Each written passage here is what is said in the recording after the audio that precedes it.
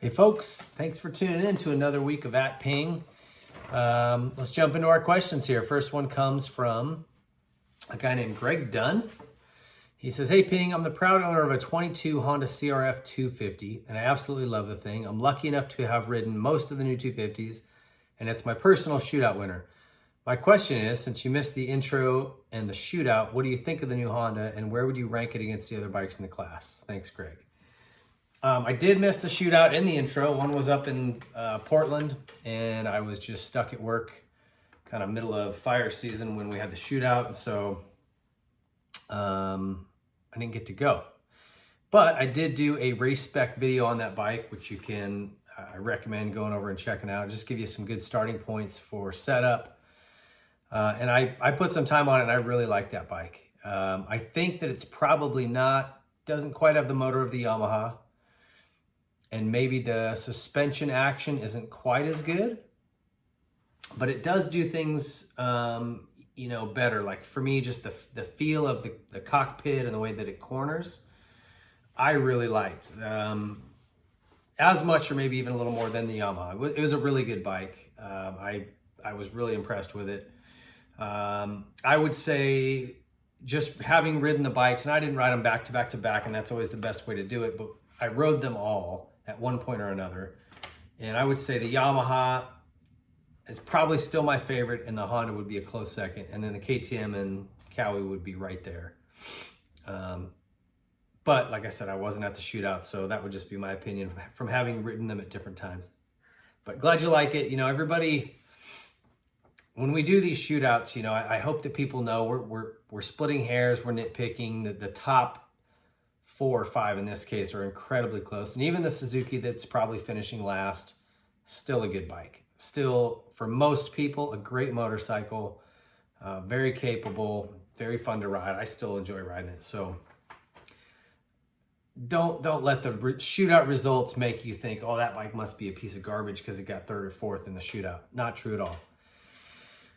Thank you for the letter, Greg. I appreciate it. Next one, hello Ping. Something I'd like to see touched on by someone like yourself in the industry is the death of the 2-stroke. Many people blame Honda for the 450 rule change, but as we know, even if the rule were 400 cc's, 4-strokes would be dominating regardless. I understand it was actually Yamaha that killed the 2-stroke, albeit unintentionally, and of course ironically, since they're the only Japanese manufacturer still producing full-size smokers. The unexpected lack of interest in the YZ400F and the unexpected interest in a YZ250F and how it was designed by an engineer that went somewhat rogue, leaving Yamaha in a position to bring that bike to market so quickly once they realized that interest, is a really cool story and should be shared. I understand that Yamaha doesn't want to look like a bad guy, but there's a positive story in there, and maybe one of about an unfortunate side effect, but the death of the 2-stroke comes from a really awesome bike at the time, not a really shitty one. Thank you. A guy who didn't want to be named, but we'll just call him M. But I will say there's some accurate stuff in here, but I wouldn't say that Yamaha killed the 2-stroke. CARB killed the 2-stroke, California Air Resource Board. Mitch Payton has a letter from the AMA after they received word from CARB that they were doing away with 2-stroke engines. So if you were any 2-stroke motors, like they were pushing to get rid of them. They were dirty and filthy and ruining the earth, so we had to do it. And what happens when you have a state like California that's got a lot of political clout, they generate a lot of money, they have some horsepower, no pun intended. They can get manufacturers and companies that can be affected by these laws to move, and they did. Those manufacturers saw the writing on the wall with all the global warming stuff and CARB California trying to make a big push and lead the pack in terms of renewable energy and trying to be emissions free. And I'm not even saying that the intent is, obviously we all want to take care of this planet and stuff, but sometimes California will, cause more issues trying to get to an end result than if they would think it through and do it rationally. But either way, it wasn't Yamaha. Okay, the rules were already in place. This CARB mandate sort of pushed everyone forward and made all of them start looking like, okay, we better do something different. That's why Honda said, all right, well, we'll be done with 2 strokes. We'll just go into 4 strokes. Anyway, that's what started it. And then AMA screwed up the sizing. 350, you know, you could argue all day long what would have been more competitive numbers, but it's all history now. There's no point in going on and on about it. But it is true that the 400, 426, 250, there was more interest in that smaller bike from folks who, you know, the general consumers, and so that is what they pushed. And anyway, it did. A great motorcycle came out of it, and I think and I'm not a 4-stroke hater. I love riding them. I love 4 strokes. At the right time and place, they are a lot of fun. I enjoy both. I enjoy electric bikes. I just like to ride, but it pisses me off when politics pushes us out of something. You know, they love to scream and kick out here about how bad 2 strokes are, but I've seen about 9 million face masks laying on the ground and floating in lakes and the ocean. So the hypocrisy is thick.